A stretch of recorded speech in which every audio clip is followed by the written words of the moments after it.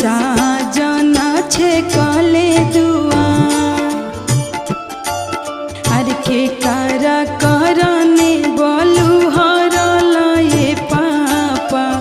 साजन छे कले